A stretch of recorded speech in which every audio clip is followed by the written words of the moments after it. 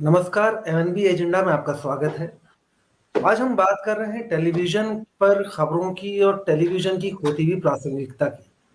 आजकल हो ये रहा है कि टीवी पर जब हम भी टीवी समाचार के लिए टीवी खोलते हैं, तो हम पाते हैं कि वहाँ से आम आदमी गायब है, आम आदमी के मुद्दे गायब हैं, महँगाई गायब है, बेरोज़गारी का कोई सवाल नहीं है, किसान की बात नहीं है, दलित की बात नहीं है।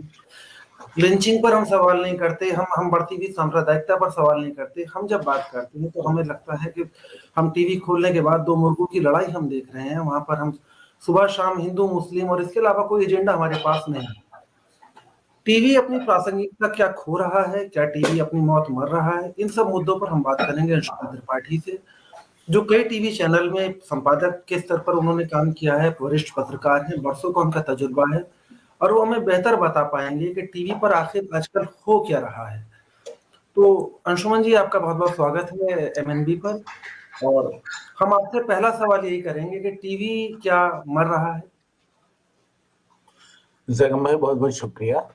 ये जो बातचीत है, ये सिलसिला मेरे से शुरू होकर या मेरे से पहले से भी चल रहा होगा, और इसको हम लोग कोशिश यही करें कि आगे तक लोगों तक जाए।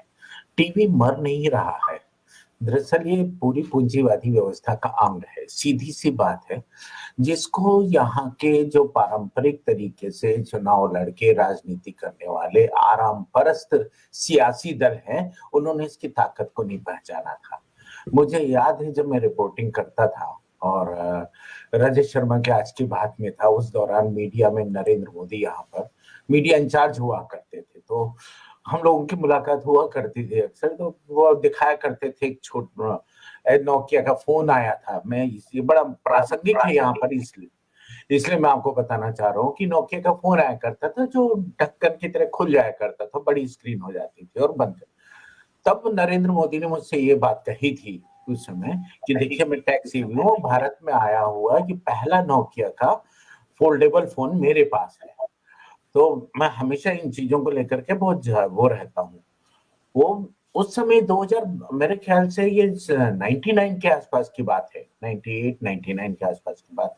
उस समय से नरेंद्र मोदी की वो जागरूकता और बाकी राजनीतिक दलों की, कांग्रेस की जो सुषुप्तावस्था थी, उसने आज देश को इस स्थिति में पहुंचाया। पहली बात तो हाँ, खैर मैं इतने लंबे विमर्श में जाऊंगा आपके सवालों के माध्यम से, पर लेकिन जहां तक रहा टीवी का सवाल, पहले हम इस पर चर्चा कर लें। तो टीवी भी एक मीडिया है, पब्लिकेशन है, और पब्लिकेशन मैं बहुत दिल से और ईमानदारी से कहूँ, जहां तक मैं इतिहास को पढ़ता समझता हूँ, तो संविधान सभा के समय से ही मीडिया की भूमिका को लेकर संसद में चर्चा होती रही है। तब भी सांप्रदायिकता का इस तरीके का माहौल रहा है, उस समय भी मीडिया की भूमिका इसी तरीके से संदिग्ध रही है, जो मेन स्ट्रीम मीडिया की, और उसको लेकर भी सवाल उठते रहे कि किस तरीके से इस पर सेंसर लगाया जाए, किस तरीके से रोक ले। तब रोक लगाने की बात होती थी, आज बल्कि ये प्रचार का माध्यम बन गया एक राजनीतिक दल, क्योंकि जो वो सांप्रदायिक ताकतें थी जिन पर रोक लगाने की बात होती थी, आज वो देश की प्रमुख राजनीतिक पार्टी है, वो अपने एजेंडे पे काम कर रही है, और एजेंडे के लिए बहुत जबरदस्त तरीके से पेमेंट हो रहा है। पेमेंट का तो हाल आपको क्या बताऊं, उत्तर प्रदेश में जिस तरीके से टीवी चैनलों का पेमेंट हो रहा है, भुगतान हो रहा है, और बाकायदा उनसे लिंक और वो मांगा जाता है, स्नैपशॉट मांगा जाता है कि आपने कितने मिनट पे काटा योगी जी को, और कितने मिनट पे योगी जी को, कितने मिनट तक आपने सस्टेन किया, ये सबका एक एक पल का हिसाब होता है और उसी हिसाब से पेमेंट होता है। तो हम मीडिया में खबरें फिर रही कहाँ, हम लाइव पर होता है। जब एक न्यूज रूम में आप आधे घंटे का लाइव योगी जी का करते हैं, इस समय पे दोनों में बहुत मस्त होड़ चल रही है, हमारे मोदी जी के बीच में और योगी जी। दिन में एक बार मोदी जी आकर के बैठ जाते हैं राष्ट्रीय मीडिया पर, सुबह से शेड्यूल गूगल न्यूज को दे दिया जाता है कि आज की खबरों का एजेंडा ये सेट है, वहीं से सारा असाइनमेंट जो होता है न्यूज अखबारों से लेकर उन्हीं के इर्द गिर्द खबरें बुनते हैं, और उसमें भी मोदी जी और योगी जी को खुश करने के एंगल निकाले जाते हैं, राष्ट्रवाद निकाला जाता है, हिंदू मुसलमान निकाला जाता है। ये सवाल होता है कि आखिर मोदी जी केदारनाथ चाहते हैं, तो उसमें आपको दिक्कत क्यों होने लगती है? मतलब आप सीधे सीधे धर्मनिरपेक्षता को का ढांचा खुद हमारे राष्ट्रीय मीडिया ने छोड़ दिया। उसका कहना है नहीं, धार्मिक धार्मिक होने के साथ धार्मिक होना एक मतलब एक राष्ट्र प्रमुख का अपने धार्मिक कृत्य करना राष्ट्रीय उस पर राजकीय यात्राओं के माध्यम से जायज है। मतलब कोई फर्क नहीं रह गया सर्वधर्म अच्छा, समभाव। हालांकि हालांकि ये बात जो है थोड़ा सा जो है, क्योंकि मैं भी इसी प्रोफेशन से जुड़ा हूँ, तो थोड़ा सा मतलब सवाल अटपटा भी हो सकता है, हमारे जॉब की इंटीग्रिटी से भी जुड़ा है। लेकिन क्या आपको लगता है कि जो न्यूज रूम में जो डिसीजन मेकर्स हैं, या जो सारा दिन का जो एजेंडा प्लान करते हैं, जो खबरें प्लान करते हैं, उन पर कहीं से कोई दबाव है सब चीजों के लिए, या मार्केटिंग जो है वो एडिटोरियल को टेक ओवर कर गया है, अब एडिटोरियल का कोई रोल ही नहीं रह गया है न्यूज रूम में? संगम भाई, हमको लग रहा है ना कि हम लोग है ना एक आदर्श और उसूलों का मुलम्मा चढ़ाना चाहते हैं अपनी पत्रकारिता, है ना, और इसीलिए हम इधर उधर बगले झांक रहे हैं। बुरा नहीं मानेगा, मैं आपके सवालों में जो हमारे पेशे के लिए जो बड़ी इज्जत है और उसको बचाते हुए हम चाहते हैं कि मैं थोड़ा बुरके के अंदर से ही बोलूं, लेकिन मैं नहीं बोल पाऊंगा। मैं बहुत साफ बात आपको कहना चाहता हूँ कि पहले भी लाला ने मीडिया चलाया है, आज भी लाला मीडिया चला रहा है, और लाला के दलाल पहले संपादक लाला की दलाली करते थे, अब दलाल लाला की संपादकी करते हैं। फर्क ये हो गया, नहीं, समझ इसका गए? इसका एक उल्टा उल्टा एक मैं आपको उदाहरण दूं। आपका मुझे नहीं मालूम कि आपने कहाँ से शुरू किया, मैंने बहुत बेसिक लेवल से, पढ़ाई के जमाने से, समझिए एक तरीके से स्ट्रिंगर लेवल से मैं जर्नलिज्म में। तो शुरू में जब हमने ज्वाइन किया तो न्यूज रूम में हमने कभी किसी से पूछ लिया फोन करके कि विज्ञापन की क्या दर चल रही है, तो हमें डांट पड़ जाती थी कि तुम्हारा क्या मतलब है, ये काम मार्केटिंग वालों का है, तुम्हारा काम खबर से मतलब रखो, खबर करो, खबर भेजो। लेकिन आजकल हम देखते हैं कि जो संपादक है वही बेचारा जो है मार्केटिंग एजेंट भी है, और जो पत्रकार है वो वसूली एजेंट है, और उसी तरीके से टीवी न्यूज रूम चल रहा है। तो ये फर्क जो है, क्या आपने इसे बदलते कब देखा? मतलब आपने अपने कैरियर में तो महसूस किया होगा ना इसको। बिल्कुल सही कहा आपने। ये पहले पहले छुपे तौर पर था, लेकिन टेलीविजन जैसे जैसे प्रोमिनेंट होता गया उसका डिस्ट्रीब्यूशन कॉस्ट बढ़ती चली गई, और टोटल जो रेवेन्यू मॉडल है उसका 60 to 70% डिस्ट्रीब्यूशन कॉस्ट में जाने लगा। 30% में आप कंटेंट डेवलप करते हैं और बाकी लॉजिस्टिक और दूसरे खर्च आप जोड़ते हैं, उसमें मार्केटिंग भी उसी में जोड़ते हैं। तो फिर मार्केटिंग और सेल्स आपस में मिल गई, है ना, सेल्स और मार्केटिंग बढ़ गई, और नई तरीके की रेवेन्यू स्ट्रीम्स आई, जैसे कि इवेंट शुरू हो गया, लाइव शुरू हो गया, फिर इनके पैसे चले गए, ओबी नेताओं के कार्यक्रमों में ओबी जाने लगी, उसका पैसा होने लगा। तो ये जो परिवर्तन आया है जब से ये टेलीविजन का दौर सन 2000 के बाद से देश में प्राइवेट टेलीविजन का दौर शुरू हुआ, तो कॉस्ट और प्रॉफिट का जो एक इक्वेशन शुरू हुआ, तो प्रॉफिट मैक्सिमाइज करने के तरीके शुरू हुए।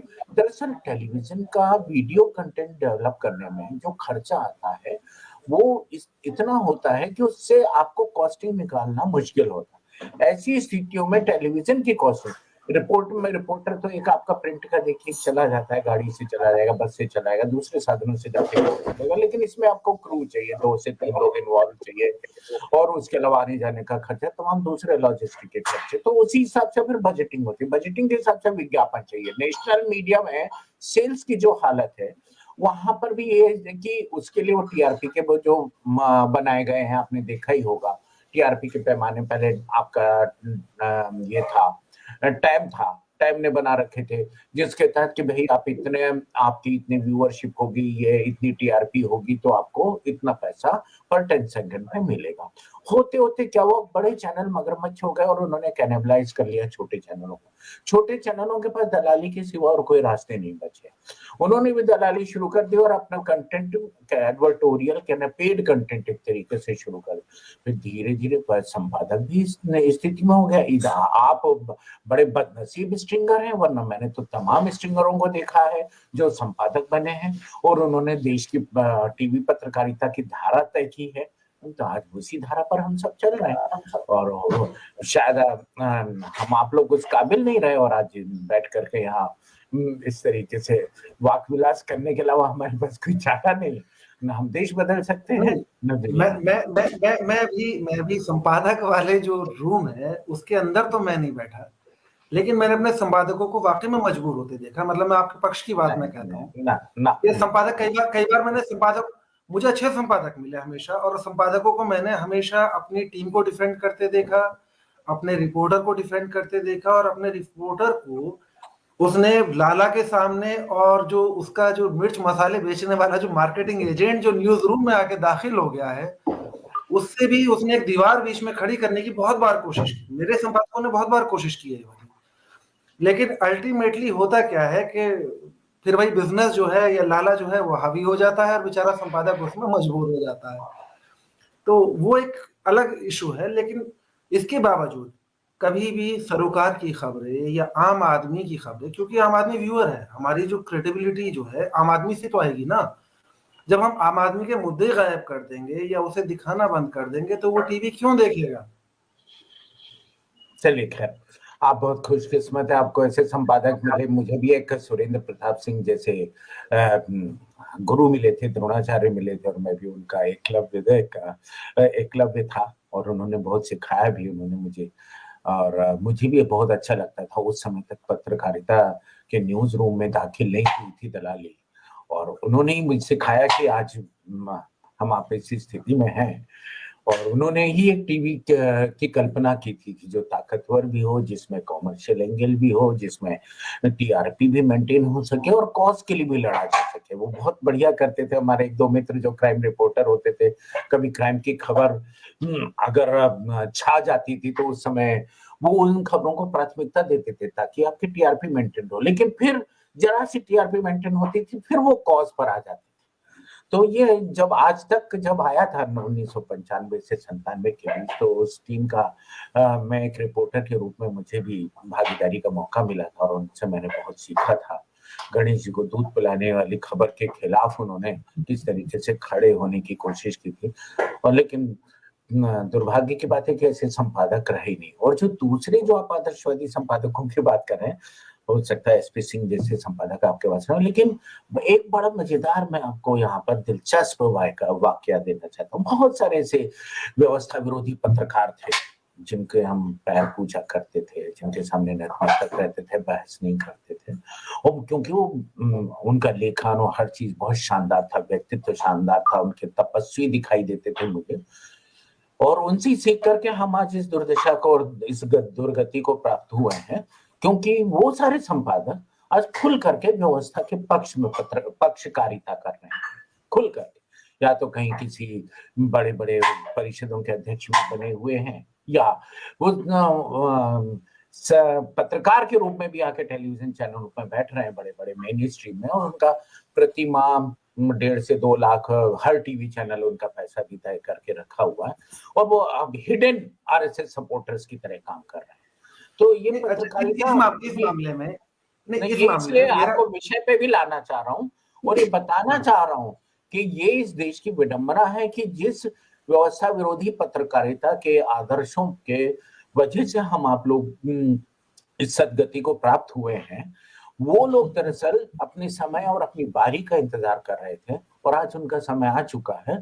अब वो हमें राष्ट्र निर्माण और बिल्ड नेशन और मेक इन इंडिया और मेड इन इंडिया और भावी भारत के निर्माण की सीख देते हैं। तो वो भावी भारत कैसा बन रहा है हिंदू मुसलमान का आप देख ही रहे हैं। हाँ, आप सवाल कर रहे थे। हाँ, मैं ये सवाल कर रहा था कि चलिए ठीक है कि ये सब चीजें आदर्शवाद और ये सब है, और पत्रकारों का भी, लेकिन अल्टीमेटली पत्रकार आदमी है, रोबोट नहीं है, तो उसे प्रोग्राम नहीं किया जा सकता। उसकी मैं इस चीज को बुरा नहीं मानता कि उसकी कोई पॉलिटिकल आइडियोलॉजी हो सकती है, किसी राजनीतिक दल के लिए उसका जो है झुकाव हो सकता है, लेकिन ये चीज हमने कभी न्यूज रूम में नहीं देखी थी। न्यूज रूम में हमारे साथ या तो हम आदर्शवादी माहौल में हमने ज्यादा काम कर दिया, या हमारे साथ ज्यादा आदर्शवादी लोग जुड़ गए, ये वो लोग थे जो जिन्होंने अपनी भावनाओं को जो दमित करके रखा हमारे साथ में, ये जो भी रहा। लेकिन अल्टीमेटली ये होता था कि जब खबर ऑन स्क्रीन जाती थी तो उसमें ऑब्जेक्टिविटी एक होती थी, या बैलेंस करने का होता था। ठीक है, झुकाव कर दिया उसने, हो सकता है वो कांग्रेस ही, उसने कांग्रेस की तरफ उसने थोड़ा उसका झुकाव रखा, या वो थोड़ा संघ से उसका जो है इंक्लिनेशन है तो उसने संघ की तरफ खबर जो है वो थोड़ी सी टिल्ट ज्यादा कर दी। लेकिन तब भी एक बैलेंस होता था कि भाई ठीक है, अगर हमने इसके खिलाफ खबर कर दी है तो इसका वर्जन भी कम से कम ही हो। वो वर्जन नहीं दे रहा है तो उसके घर के दरवाजे पे खड़े होकर पीटीसी जरूर करके आओ, ये मतलब हमारे पर दबाव था। नहीं दे रहा है तो कम से कम उसका जो उसने कहीं कुछ कह दिया है ट्विटर पे या कहीं कुछ कह दिया, तो उससे उसकी एक लाइन उठा लो कि हाँ भाई इन्होंने कहा। उससे फ़ोन पे बात करने की कोशिश करो, फ़ोन आप रिकॉर्ड नहीं कर पाए अल्टीमेटली, लेकिन उसने कोई लाइन कह दी तो हमने उस लाइन को लिख दिया अपने स्क्रिप्ट में। लेकिन कभी इस तरह से एक तरफ़ा या बिल्कुल एक तरफ़ा झुकाव वाली है जिसमें खबर, हम एक तरफ़ा को कभी खबर नहीं मानते, तो उसे हम जो एजेंडा मानेंगे या किसी को मेलिन करने की जो है कोई एक हमारी कोशिश हो सकती है। ये चीज़ हमारे ज़माने में, या जब हम जिस ज़माने में रिपोर्टिंग करते थे, फील्ड रिपोर्टिंग में जब थे, डेस्क पे बाद में आए हैं। लेकिन फील्ड रिपोर्टिंग जब हमने शुरू की तो ये चीज़ उसमें नहीं देखने को मिलती थी। ये अब घुस आया है, ये चीज़ जो है इसे कैसे खबर मान लें हम? देखिए, ये आपका कहना सही है। दरअसल सोशल मीडिया के एडवेंट के बाद से बहुत सारी चीजें बदली हैं, है ना? और खासकर उनका पॉलिटिकल इस्तेमाल जिस तरीके से अमेरिकन चुनावों में शुरू हुआ, बल्कि मैं कहूँगा कि ट्रंप के पहले बराक ओबामा के समय से शुरू हुआ, और इनका जिस तरीके से इन्फ्लुएंस बढ़ता चला गया पॉलिटिकल मार्केटिंग का, तो पॉलिटिकल मार्केटिंग के लिए सबसे आसान जो शिकार था वो पत्रकारिता ही थी, टीवी पत्रकारिता, जिसको शिकार बनाया जा सकता था। तो दरअसल जब एजेंडावादी राजनीति, हाँ, जहाँ तक आप वो बात कर रहे थे कि राजनीतिक झुकाव वाली बात, तो मेरा तो ये मानना है कि राजनीतिक होना भी एक बहुत बड़ी राजनीति है, राजनीतिक झुकाव होना चाहिए, लेकिन कुल मिला के हमारा दृष्टिकोण में मानवतावाद होना चाहिए।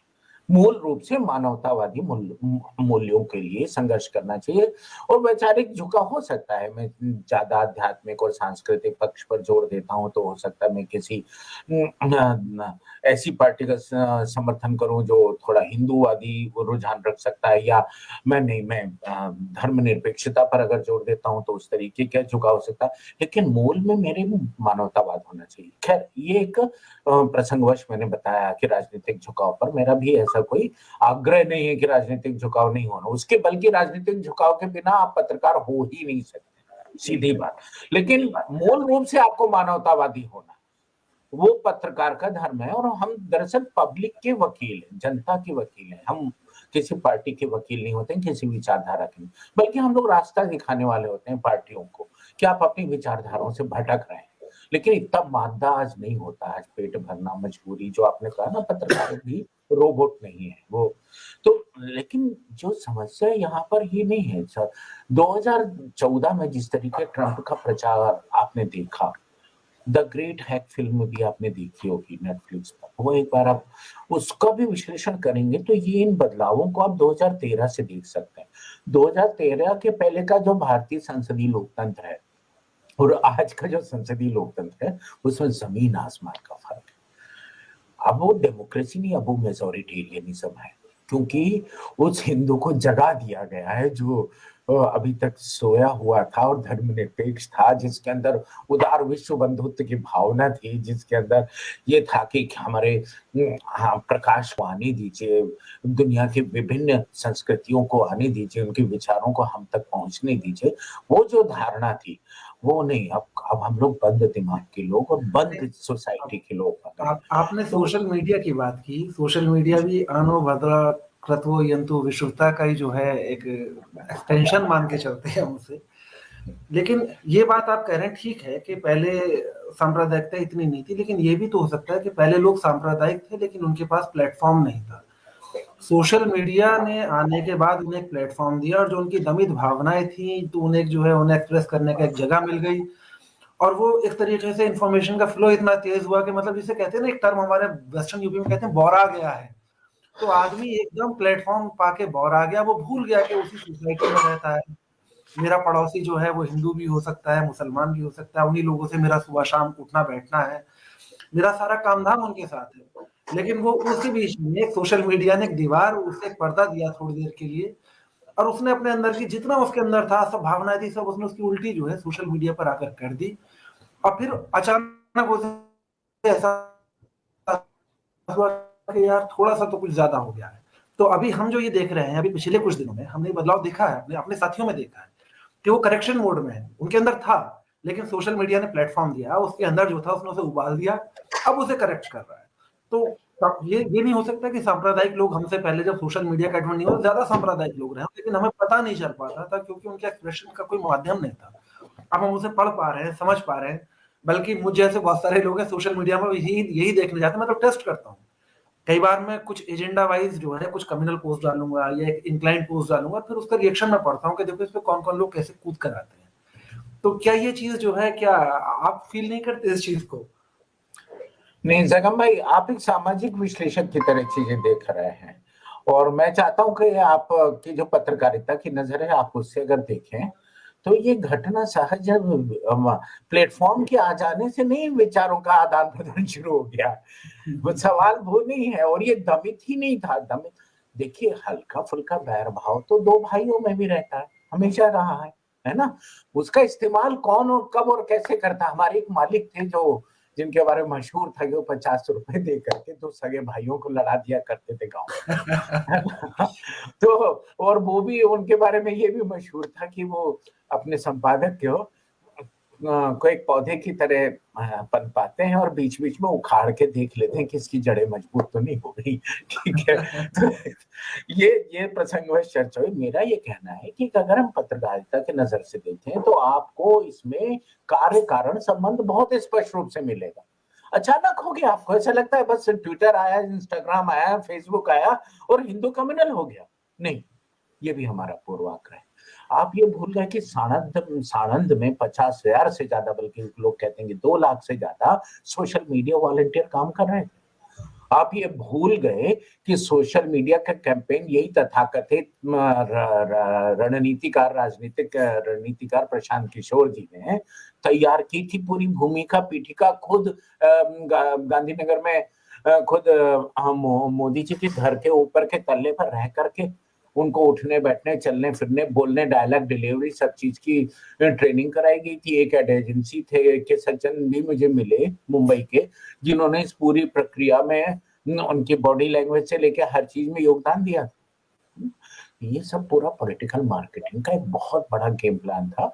गांधी परिवार अपनी ही उलझनों में था। सोनिया जी ढाई माह की तरह अपने बच्चों को अपने सियासी विरासत सौंपने के लिए किसी तरह पार्टी को मैनेज कर रही थी, और तमाम G23 के नेता सुख भोग रहे थे, सत्ता सुख भोग रहे थे। नीचे से उनके पैरों से जमीन गायब हो गई, और ऊपर वो आला कमान को डराते रहे कि राहुल के फैसले गलत हैं और पार्टी रुइन हो जाएगी और ऐसा हो जाएगा वैसा हो जाएगा। अहमद भाई भी जाके समझा देते थे मैडम बगावत हो जाएगी, मैडम ये हो जाएगा, और मैडम भी डरी रहती थी। राहुल भी, आखिर राहुल को ताज पहनाया कि भाई अब तुम संभालो, तुम्हारे लिए मैं उदयपुर का साम्राज्य, आपने पन्ना धाय वाली कहानी पढ़ी होगी, तो उसी तरीके से उन्होंने जब साम्राज्य सौंपा तब तो राहुल को समझ में आ गया कि यहाँ तो मैं हाथ पांव भी नहीं फैला सकता। ये जो है 23 बजर भट्टू, ये तो मेरा गर्दन नाप देंगे मौके पे, और वो सब मिले हुए थे। तो आपकी आपकी इस बात से मैं इत्तेफाक रखता हूँ कि तो सांप्रदायिकता एक दिन में नहीं आई, क्योंकि तो क्या उसका हुआ मेरा भी ऐसे में कांग्रेस को भी लड़ाई की फुर्सत ही नहीं मिली, रणनीति समझने की फुर्सत नहीं मिली। आज भी उत्तर प्रदेश के चुनाव में 95% तेजी से कैंपेन की तैयारियां सोशल मीडिया से लेकर के रणनीति जिस तरह, आज भी एक राष्ट्रीय उनकी बैठक चल रही इस समय जब हम आप बात कर रहे हैं, है ना। वो गांधी परिवार वहां पर अभी भी योजनाएं बनाने में, चिंतन करने में, चिंतन शिविर लगा रहा है। ग्राउंड पे जो है दोनों की तैयारी में 95 बनाम 5% का फर्क नजर आ रहा है। तो क्या उम्मीद करोगे आप जब इस तरीके के सूचना का प्रवाह। अब आपको फिर मैं दोबारा ग्रेट हैक फिल्म के बारे में ले चलूंगा कि ट्रंप ने उस समय 2.5 लाख वीडियो बनवाए थे जो कास्ट, जेंडर, एज ग्रुप के हिसाब से, सभी के हिसाब से ग्रुप्स बना के उनकी लाइकिंग्स, उनके पर्सनल इंटरेस्ट के आधार पर ग्रुप्स बना करके वो 2.5 लाख नहीं शायद 5 लाख, क्षमा कीजिएगा, 5 लाख वीडियो की बम्बार्डिंग की गई थी अमेरिका में। हिलरी ने कितने बनाए थे? सिर्फ 50,000। और किस तरीके से वो डेमोग्राफी, किस तरीके से डेटा का यूज हुआ था, क्या आपको लगता है सिर्फ मोदी जी ने अपने प्रचार के लिए किया था? जी नहीं, हेट कैंपेन के लिए भी हुआ था, जिसकी वजह से आरएसएस मोदी को ढोने के में आनंद की अनुभूति कर रहा है और नाटक कर रहा है रावण की तरह कि मोदी जी तो काबू में नहीं आ रहे, मोदी जी तो मन से कर रहे हैं, मोदी जी तो पथ से भ्रष्ट हो गए, हमने ऐसा नहीं वही गांधी और नेहरू वाला लड़ाई की, गांधी जी ये तो नहीं था मेरे सपनों का भारत, है ना। तो फिर तो वही स्थितियां यहाँ पर भी हैं। तो वो खैर गांधी जी और खैर वो एक अलग बहस है, उसमें बहुत सारी चीजें हैं और उसका एक अलग नाता है। लेकिन क्षमा कीजिए, यहाँ पर जो स्थितियां मोदी नहीं का, मोदी सिर्फ मोहरा भी नहीं और संग इतना भोला भी नहीं, इसका पूरे रणनीतिक तरीके से हेट मॉन्गरिंग की गई। और आप तो अभी कैसे भूल सकते हैं, फेसबुक के विसिल ब्लोअर ने जिस तरीके से पूरा खुलासा कर दिया भारत में बीजेपी की और फेसबुक की अंडरस्टैंडिंग को लेकर के, किस तरीके से हेट कंटेंट को प्रमोट किया जाता रहा। आपकी आंखी दास किस तरीके से जाकर के नविका कुमार की तरह बगल में खड़ी होकर के फोटो खिंचाने में गौरवानुभूति कर रही थी मोदी जी के साथ, ये देश का हाल था। और खुद कांग्रेस के एक दो पत्रकार थे जो इस समय पे फेसबुक में यहाँ पर वरिष्ठ अधिकारी थे, जिनका काम इस तरीके के हेट कंटेंट पे नजर रखना था। वो पत्रकार एनडीटीवी से भी जुड़े रहे, है ना। तो ये सत्ता सुख भोगी पत्रकारिता और फेसबुक सोशल मीडिया का एक बहुत क्या कारण था कि मोदी जी जाकर के सिलिकॉन वैली में फेसबुक के अधिकारियों से मुलाकात करते हैं, क्यों गले में बुरी तरह पड़ जाते हैं कि जिसको लेकर आज डेली मेल को गाली देनी पड़ जाती। नहीं, ये मामूली नहीं है, बहुत समझदारी का काम है ये। मैं आपकी दो बातों से बहुत मुत्तफिक हूँ कि हाँ, एक दिन में लोग कम्युनल नहीं हुए हैं, कम्युनलिज्म पहले था।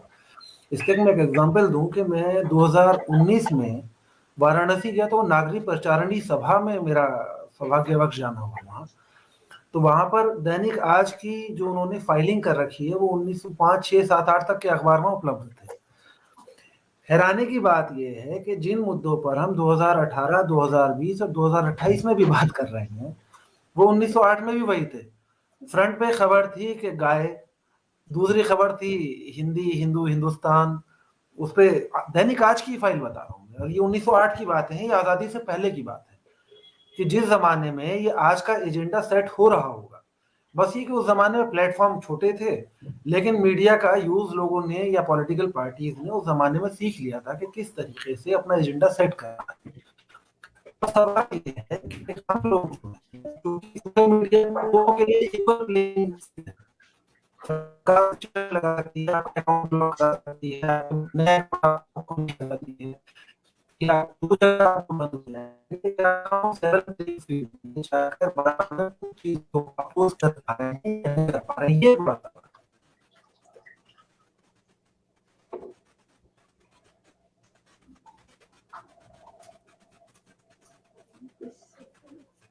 मैं आपसे पूछ रहा था कि क्या हम लोग हैं जो एजेंडा सेटर्स हैं, जो एजेंडा सेट कर रहे हैं, मैं आपकी आवाज नहीं सुन पा रहा हूँ, आवाज डिस्ट्रैक्ट कर रही बार बार लगातार।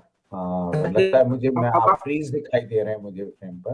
अच्छा, अभी फ्रीज है जी जी, हाँ, अभी भी आप फ्रीज दिखाई दे रहे हैं। तो मुझे लगता है कि आपका कनेक्शन ठीक है, आपकी आवाज मुझे आ रही है, तो आप बता सकते हैं कि सोशल मीडिया में जो चल रहा है हम उसे कैसे अपोज करें, कैसे रोक पाएंगे हम। हेलो, आप सुन पा रहे हैं मुझे? जी, मैं जगम भाई, हाँ, मुझे आपकी आवाज डिस्टॉर्ट होकर सुनाई दे रही है।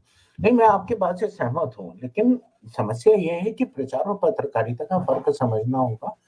मेरा कुल मिला के ये कहना है कि पत्रकारिता को इस्तेमाल राजनीतिक प्रचार के लिए किया गया और लालाओं ने अपने लाभ के लिए किया है।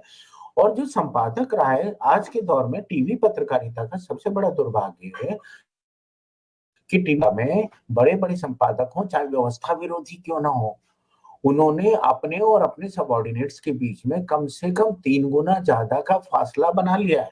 संपादक जो कर रहा है, लेकिन हम लोगों की क्या जिम्मेदारी है, हम न्यूज रूम को कैसे वापस अपने ट्रैक पर ला सकते हैं, कोई तरीका है? नहीं, न्यूज रूम को हम आप कहाँ से ला सकते हैं? न्यूज रूम तो तब होगा ना जब हमारी जेब में पैसे होंगे। न्यूज रूम के लिए भी आप बच्चों को कम से कम अपना घर चलाने लायक तो पैसा देने की स्थिति में होंगे। आज आपको टीवी में पता है कि एक प्रोड्यूसर की सैलरी कितनी, उसके लिए परिवार चला पाना कितना मुश्किल है। परिवार का खर्चा भी निकालने की स्थिति में नहीं है, उसकी छुट्टियां भी काट ली गई हैं। और पूरे टीवी में सब चौंकाने वाली बात, सगम भाई, ना इस वक्त आप हो ना मैं हूं, लेकिन मैं कुछ कंसल्टेंसीज के माध्यम से जुड़ा हूं, तो मैं जानता हूं कि क्या स्थितियां हैं वर्तमान में। वर्तमान में ये स्थिति है कि एक दिन भी एक्स्ट्रा अगर छुट्टी ले लेता है, एक दिन की छुट्टी बड़े एहसान से छोटे टीवी चैनल दे रहे हैं, 4 दिन 4 हफ्ते की छुट्टियों के अलावा। उस एक दिन में चाहे दिवाली पड़े चाहे त्योहार पड़े वो होता है, और उसके अलावा एक भी दिन की छुट्टी होती तो उसका पैसा करता है। और सैलरीज जो आधी हुई थी कोरोना के नाम पर, वो रीइंस्टेट नहीं हुई है 90% टीवी चैनलों। और आप उनसे उम्मीद करते हैं आदर्शवाद की हम आप पत्रकार करेगा क्या? पत्रकार की भूमिका क्या है? पहले तो घर चलाएगा ना। Survival is the first right. Freedom of expression की बात तो हम आप बैठ के कर रहे हैं जिनके घर में खाना है।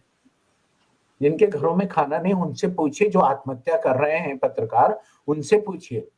सांप्रदायिकता का मुद्दा तो बाद में आता है, और सांप्रदायिकता के भी बारे में जो चर्चा कर रहे थे, दरअसल बीच में कुछ ट्रांसमिशन की समस्या हो रही थी, जिसकी वजह से मैं आपको पूरी तरह सुन नहीं पाया।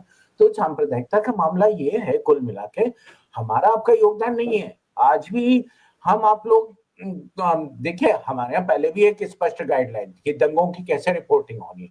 पत्रकारिता में हम सबको स्पष्ट था कि 2 गुटों, 2 संप्रदाय भी नहीं बोलते, 2 गुटों के में झड़प हुई। लेकिन आजकल तो खुलेआम पहले नाम लिया जाता है, नाम लेके बताया जाता है ये मुसलमान था, और उसके बाद एक सनसनी पैदा की जाती है। सनसनी के लिए कपिल मिश्रा जैसे फॉर्चुनेट नेता पैदा होते हैं, या ऐसे बग्गा वग्गा जैसे लोग होते हैं, जो हिंसा हमला करने वाले नरसिंहानंद जैसे लोग होते हैं, वो हीरो बन जाते हैं, जो खुद जिनकी धमकियां सुन के भी, सुदर्शन चैनल के मालिक जैसों की धमकियां सुन के भी लहालोट रहते हैं ये आरएसएस वाले और बीजेपी वाले और मोदी जी। इनकी चमड़ी इतनी मोटी हो चुकी कि ये उन रेडिकल फ्रैक्शंस को भी कंट्रोल में लाने की कोशिश है। इनको पता है कि चेन थोड़ी सी जब कस देंगे तो ये चुप हो जाएंगे। जब हमारी सत्ता यूपी में आ जाएगी तो ये सब चुप हो जाएंगे। यूपी में सत्ता तक ये लोग इसी तरीके से भौंकने का काम करेंगे। तो इन परिस्थितियों, पत्रकार परिस्थितियों से कैसे निरपेक्ष रह सकता है? आज मान लीजिए मैं लिखना भी चाहूं तो 3 दिन के बाद मेरा संपादक मुझे हटा देगा किसी बहाने से। कि आप गंभीर नहीं दिख रहे, मुझे आपका व्यवहार अच्छा नहीं है। 50 कारण होते हैं हटाने के दोस्त। तो मेरा ये कहना है कि पत्रकारिता और समाज के परिस्थितियों और पूरी की पूरी इस पूंजीवादी ढांचे में, पूंजीवादी लोकतंत्र में सोशल मीडिया और मीडिया की भूमिका को जब तक समझ करके, खुद इसमें सबसे बड़ी भूमिका कांग्रेस की सबसे बुरी रही कि इन्होंने इलेक्टोरल बॉन्ड के समय इस पर रोक नहीं लगाई। आज 75 से 80% पैसा, बल्कि कांग्रेस को तो शायद 7% मिल पा रहा है। 80% पैसा बीजेपी को जाता है इलेक्टोरल बॉन्ड का। और इलेक्टोरल बॉन्ड तो वो है जो साफ पैसा आता है, और जो दूसरा मॉरिशस के रास्ते से और दूसरा Panama papers, paradise paper, Pandora papers के जरिए जो पैसा आ रहा है वो कहाँ जा रहा है? किस तरीके से आज जहां से लोग बाहर जा रहे हैं और वहां से पैसा किस तरीके से बीजेपी को चंदे में दे रहे हैं, कहां से आ जा रहा है? 6 महीने 8 महीने पहले चुनाव का पैसा हर शहरों में। आप तो पूरा का पूरा इसे नोटबंदी से ही साफ है। नोटबंदी में अपोजिशन को नंगा कर दिया, फिर उसके सरकारी एजेंसियां के बुलडॉग और जर्मन शेफर्ड्स ने इस कदर हमला बोला कि आज शरद पवार को ही दबोचने को तैयार हो गई है बीजेपी। बेचारे शरद जी बच जाए तो बड़ी मेहरबानी होगी ऊपर वाले की, है ना। तो क्योंकि राजनीति भी तो करप्शन से ही चलती है, राजनीति तो पैसे से चलती है, और पैसे से मीडिया चलता है।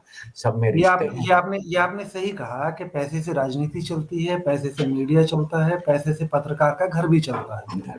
और पत्रकार की जिम्मेदारी जो है वो पैसे के बोझ में या जिम्मेदारियों के बोझ में कई बार दब भी जाती है। और परेशानी ये है कि लोग बेचारे को गाले बकते हैं, पत्रकार के पीछे जो लोग हैं वो साफ बच के उसमें निकल जाते हैं। तो आपसे हमारी इस मुद्दे पर बड़ी अच्छी चर्चा हुई, और आगे भी हम लोग इस पर बात करते रहेंगे, और इसी तरह और मुद्दे हम उठाते रहेंगे। कोशिश करेंगे कि मीडिया से जुड़े जो सवाल हैं उन पर हमारी बात आगे बढ़े, लोग भी समझें कि न्यूज रूम की मजबूरियां क्या है, या न्यूज रूम में जो लोग काम कर रहे हैं, जो मजदूर हैं, जो बेचारे दिहाड़ी मजदूर हैं, उनकी मजबूरियां भी समझें, और समझें कि जो मीडिया ऑर्गेनाइजेशन के जो मालिकान हैं उनका किस तरह से पॉलिटिक्स तरह चल रहा है, किस तरह से हम लोग जो है उन मुसीबतों के बीच में हम काम कर रहे हैं और हम उन चीजों को आपके सामने तब भी लाने की कोशिश कर रहे हैं जो हम नहीं ला पाते हैं। चलिए, बहुत बहुत शुक्रिया, आपने हमसे बात की। इस मुद्दे पर फिर कभी चर्चा होगी। धन्यवाद। शुक्रिया, शुक्रिया जरूर, फिर मुलाकात। धन्यवाद।